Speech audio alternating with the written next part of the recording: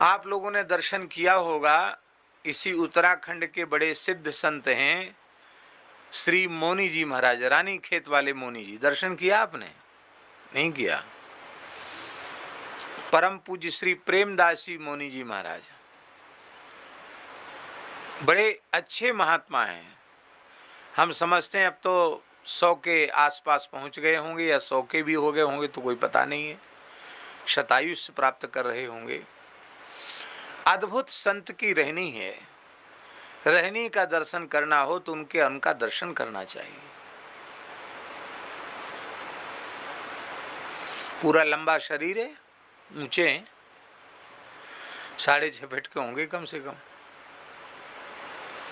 अपने हाथ से संपूर्ण सेवा। अब गाड़ी में भी चल रहे हैं तो स्तुति के समय स्तुति, आरती के समय आरती, रात्रि को चाहे 2-2, 3-3 बज जाए, लेकिन उनका नियम आज तक जीवन में छूटा नहीं। मौन तो रहते ही हैं, स्लेट पर छोटी सी लिखते हैं, बोलते हैं तो बहुत धीरे से मीठा थोड़ा सा बोलते हैं इशारे में। कोई नहीं समझता, नहीं लिख सकते तो धीरे से कुछ कह देंगे इशारे में। अद्भुत रहनी है। हमारे पूज्य खाकचोक वाले महाराज जी के प्रति उनका बड़ा भाव था। उनके गुरुदेव बड़े सिद्ध पुरुष थे, अपने प्रयाग क्षेत्र के श्री दूधाधारी बाबा। उनका जन्म तो पहाड़ का था, कुमायूं क्षेत्र का उनका जन्म है। मोनी जी का ब्राह्मण कुल का जन्म है। और गुरु महाराज की प्रसिद्धि सुन करके गए दूधाधारी जी महाराज। वो कौन सी जगह है स्थान? फाफामऊ में है।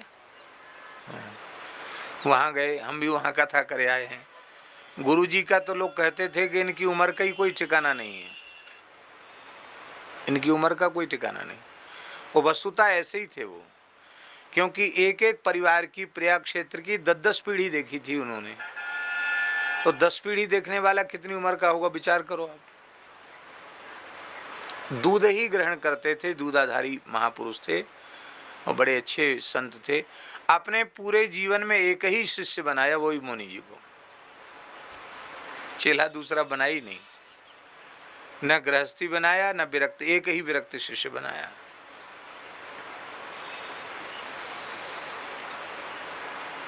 नेहरू के पिता भी उनका दर्शन करते थे, उनके भी पहले के लोग उनका दर्शन करते थे। नेहरू जब प्रथम प्रधानमंत्री बने तो उन्होंने खबर किया कि मैं बाबा का दर्शन करने आ रहा हूँ। सत्य घटना है बाबा ये महाराज जी। तो उन्होंने कहा कि मेरे पास आए। उनके पास अब तो सड़क बन गई, उस समय तो सड़क भी नहीं थी जहाँ वो रहते थे, गंगा जी के कछार में। तो बोले हमारे पास आते उसका अनिष्ट हो जाएगा, कह दो उसको। अब गृहस्थी तो बेचारे इसलिए जाते हैं कि हमको कुछ लाभ मिलेगा। बाबा जी कहें अनिष्ट हो जाएगा तो क्यों आएगी? सिद्ध पुरुष से नहीं आए, किसी से कोई मतलब नहीं रखते थे। श्री मोनी जी महाराज भी जब उनका दर्शन करने गए तो बड़ा कठोर व्यवहार किया उन्होंने। गाली तो देती, कभी डंडा लेके भी कृपा कर देते, भगा देते। क्यों आता बार बार यहाँ, जंगल में हम यहाँ रहते। फिर मोनी जी ने भी पक्के ही निकले, गेट के बाहर निकाल दिया। अब गेट के बाहर पड़ गए। बोले बस अब हमने तो हृदय से स्वीकार कर लिया गुरु जी की शरण। अब गुरु जी नहीं स्वीकार करते हैं शिष्य के रूप में, दीक्षा नहीं देते हैं, तो और हम तो अब प्राण त्याग देंगे, बस ये निश्चय करके प्रायोपवेश करके अन्न जल त्याग करके पड़ गए। तो गांव के ब्राह्मणों ने कहा, ब्राह्मण बड़े भगत थे उनके और वो ही ब्राह्मणों से बड़ा प्रेम करते थे। गांव के ब्राह्मणों ने कहा महाराज ये बेचारा ब्राह्मण बालक है, मर जाएगा, कई दिन हो गए भूखे प्यासे पड़े हुए, अब कृपा कर दो। जब सब कई लोगों ने कहा अच्छा अच्छा अच्छा ठीक है जा, नाई को बुला, नाई को बुला। नाई को बुला के भद्र करा के गंगा नहा के आ, स्नान करके आए, तुरंत भेज दिया। और भेज देने के बाद चल चल बस हो गया तेरा काम, जा भजन कर। महाराज कहा 1 मिनट अपने पास नहीं रखा, जाओ भजन करो। कहाँ जाएं? जाओ रानी खेत चले जाओ। वो भगवती जगदम्बा पार्वती जी की और भगवान शिव की नित्य विहार स्थली है। वहाँ पार्वती जी को शंकर जी ने झूला झुलाया, इसलिए पार्वती जी का नाम झूला देवी है। वहाँ चले जाओ, वहाँ भजन करो। बस चले गए वहाँ। और आज भी झूला देवी पे शेर आता है। उस समय तो पुरानी बात थी, घोर जंगल था, अभी भी जंगल है, मिलिट्री क्षेत्र है वो। बाबा मौनी जी वहाँ रह गए। इस सत्य घटना भी वो संत हैं, वहाँ रह गए तो भजन की सुगंध तो फैलती ही है। तो वहाँ का जो मंदिर का पुजारी था उसको तो पूजा करने आता था, कभी सवेरे संध्या, कभी आ गया नहीं आया। जंगल है, मेला ठेला हो गया तो आ गया, नहीं तो आमदनी होती तो पुजारी आते, आमदनी न हो तो देवता से क्या लेना देना।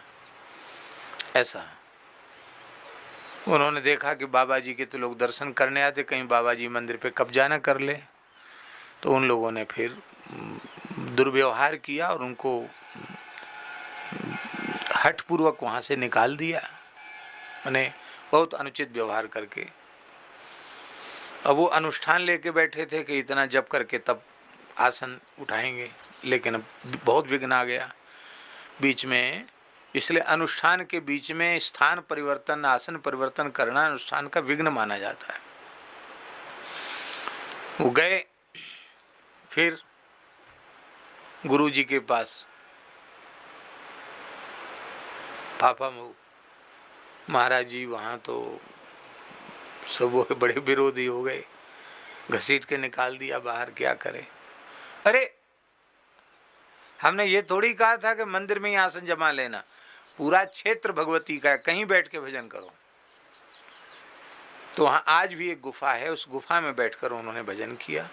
किसी से कुछ मांगते नहीं, कभी कोई पहाड़ी कोई आलू फल दे दी, आलू दे दिया, आटा दे दिया तो पा लिया, नहीं तो ऐसे ही जल पी लिया झरना का और ऐसे ही जंगल के कंदमूल खा लिए, बस भजन किया।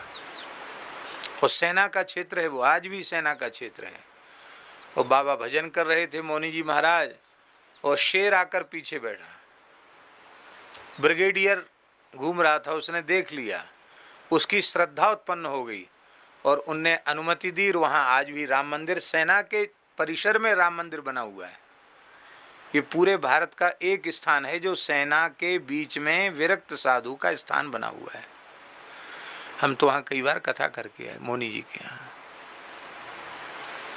किस प्रसंग में हाँ ये बात आई कि वो आरती स्तुति पूरी, जैसे स्थान में होती ना पूरी स्तुति, ऐसी पूरी स्तुति। गाड़ी चल रही तो गाड़ी में भी उनका जप चल रहा है, पाठ चल रहा है, आरती के समय आरती, स्तुति के समय स्तुति। अपने हाथ से ठाकुर जी को बना के भोग लगाना। अब तो इतनी आई होगी, नहीं तो पहले तो किसी के हाथ का छुआ लेते ही नहीं थे, वो अपने हाथ से ही सब कुछ करते थे। मंदिर में पूजा अपने हाथ से करते थे। अद्भुत संत। रहनी ही तो संत की होती है, रहनी उनको। अब तो ऐसे धीरे धीरे संत लुप्त होते चले जा रहे हैं।